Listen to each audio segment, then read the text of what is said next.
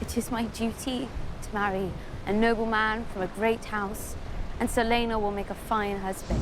Why are the rats drinking blood important as the final shot of episode 5? Before we begin, beware of dragon-sized spoilers that are coming up ahead. Therefore, stay here at your own risk or fly away. George R.R. Martin's idea of a wedding is not quite bright and happy. Joffrey Baratheon died a painful death on his wedding day. Sansa's and Daenerys' wedding nights could be any bride's nightmare. But the award for the worst wedding has to be the infamous Red Wedding, in which House Stark was almost destroyed by Walder Frey and Roose Bolton. Let him go, or I will cut your wife's throat.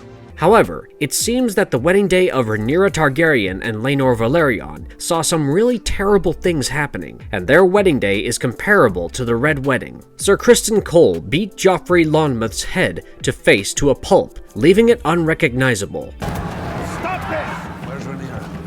And while the blood was feasted upon by rats, Rhaenyra and Laenor took their vows. Although this scene may have seemed inconsequential, it bears far more profound significance in the show, because it is setting the stage for one of the most disgusting acts committed in the entirety of Dance of the Dragons. And in this video, we will explore exactly that. Let's Dracarys. Before we go into our explanation, we have a very small request. If you like our content, please support us by subscribing to our channel. This is a small click for you, but for us, it means a lot. Thank you. Let's begin. King Viserys announces the start of the royal wedding celebrations. What do the rats and blood represent? The blood and the rat are clearly the symbolisms of two men named Cheese and Blood from the books. Men who were despised even by the worst of people for the heinous crimes they committed. While Blood was a butcher who once served in the City Watch, Cheese was a rat catcher in the Red Keep. The two men were sent to the Red Keep to slaughter one of Aegon II's children on the commands of Daemon and Mysaria, the White Worm. But why did Daemon try to kill his grandson? Well, the story is long and disturbing, but we will explore it for you. I know that whatever agreement being struck up there will not change your appetites, nor will it change mine. The Prelude.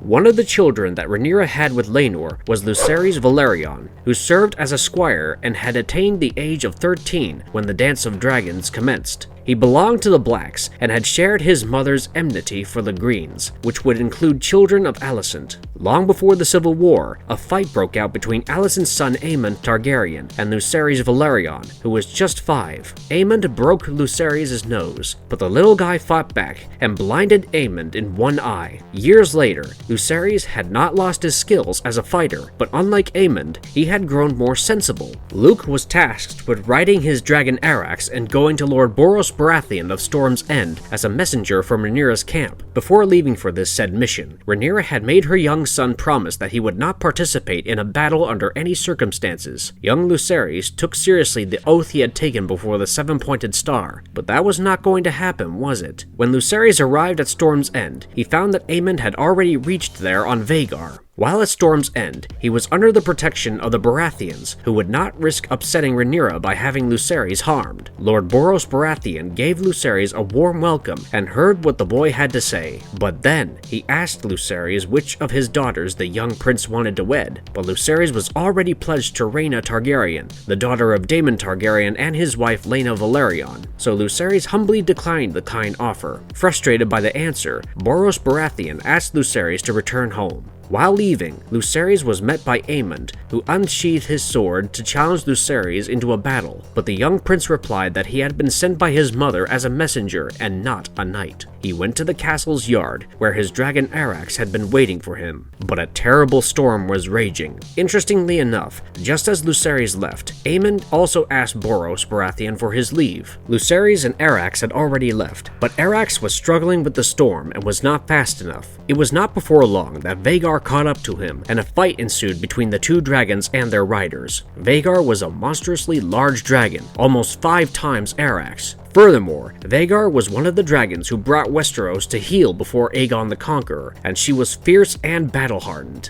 Vhagar grabbed Arrax's neck in her giant mouth, and the smaller dragon fell to her death into the stormy waters. 3 days later, the corpses of Arrax and Lucerys washed up on Storm's End, and with Lucerys' death, Dance of the Dragons had stopped being a political and diplomatic war. From a war of marriage pacts and envoys and ravens, it had turned into a war of fire and blood. When Rhaenyra heard the news of her son's death, she collapsed because of the shock, and Daemon exclaimed, "An eye for an eye, a son for a son. Lucerys shall be avenged." It was now that he employed blood and cheese to do his nefarious bidding, but Daemon saw it as justice.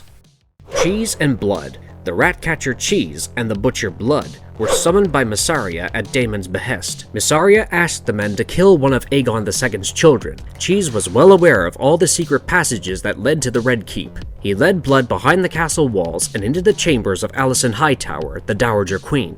After she was incapacitated, the two assassins waited in Aegon's sister-wife's chambers. Queen Helena soon arrived with her children, and Blood wasted no time in slaying her guards. Blood and Cheese now had Prince Jaehaerys, Prince Maelor, and Princess Jaehaera in their clutches. They demanded Helena name the child she wanted dead. The queen offered her life in exchange for her children's, but Blood insisted that it had to be a son. When Helena tried to stall them, Blood threatened to force himself on the 6-year-old Princess Jaehaera. Helena knew that there was no way out of this, and named the 2-year-old Prince Maelor. She believed that the infant child would not understand what was happening to him, unlike Jaehaerys, who was 6 years old. However, Blood instead beheaded Jaehaerys, and fled then with the dead child's head. A couple of days later, Blood was apprehended by Aegon's men, and the Butcher revealed that he had been hired by a woman to commit the horrific task.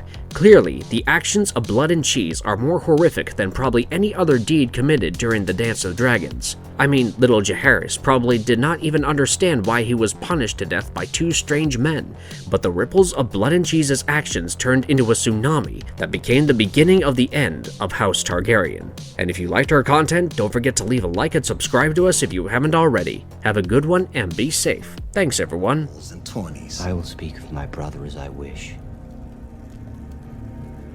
You will not.